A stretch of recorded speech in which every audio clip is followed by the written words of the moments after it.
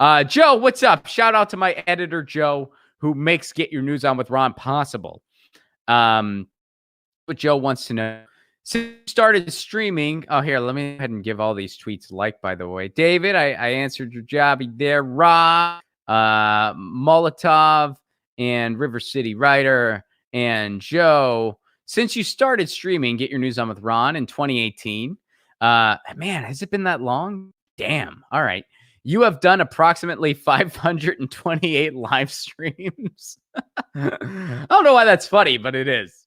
I think it's funny, not counting the Patreon streams. So there's even more of them. There's even more of my face hole. Congrats. Thanks, Joe. Congrats to you for sticking around, buddy. I appreciate it.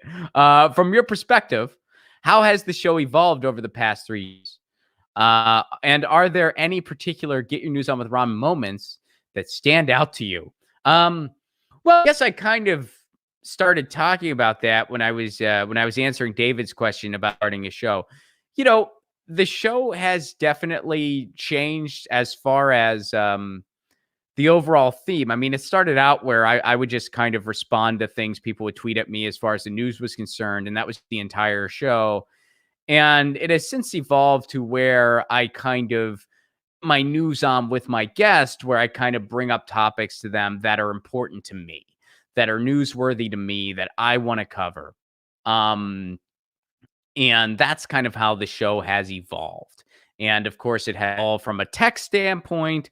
StreamYard has really been a godsend to me. I do not have, as y'all know, I do not have an on-site producer. It's just me here, and then Joe helps me with the editing, and that's it.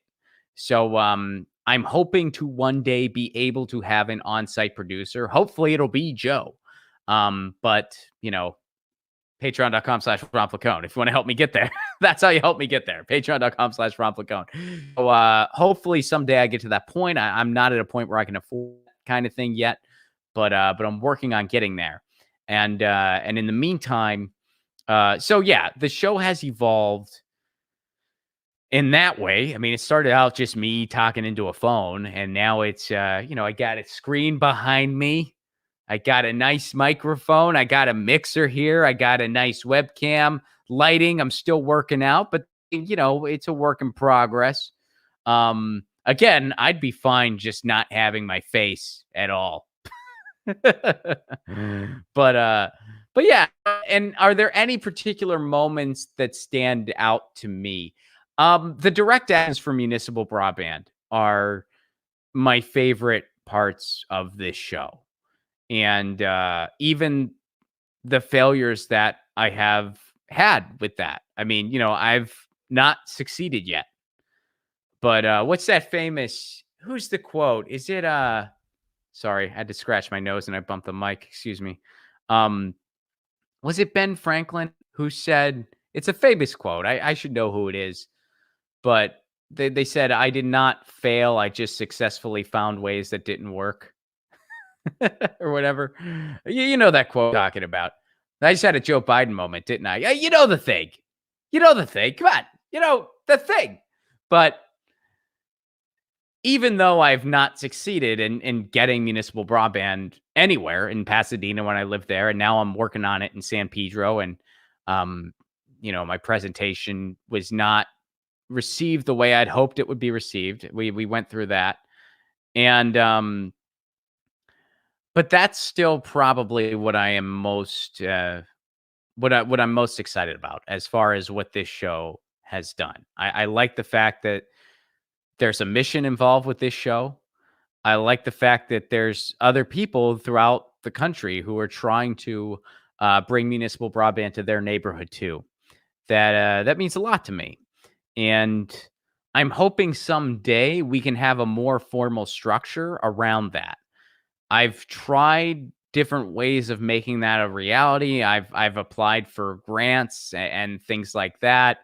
Nothing has materialized yet, but it is something that I would like to do to try to build some kind of sustainable, I guess the best way to put it, and I don't know if people still use this terminology, but basically having a street team. That's what we, in my when I was a teen, all these bands, they would have what were called street teams, where it would be just teams of people all over the country promoting the music of bands they liked. And in exchange, they would get some cool free swag and stuff and maybe free concert tickets. So kind of having just a street team of people trying to bring municipal broadband to their neighborhood.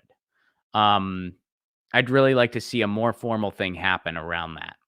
Yeah, and it's something that I've looked into. I've not been able to materialize yet, but I'm going to try to.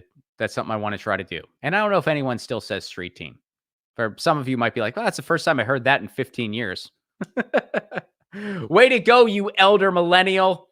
I have cat hair. Here, hold on. I have cat hair on my face right now because Lucy, which she's taking a nap on the couch. She decided like 10 minutes before the show that she just needed all of the affection on the planet. Like she just got right on me and just laid down and was purring and was like hugging and just wanting me to pet her and just wanting all of the affection in the world like 10 minutes before showtime.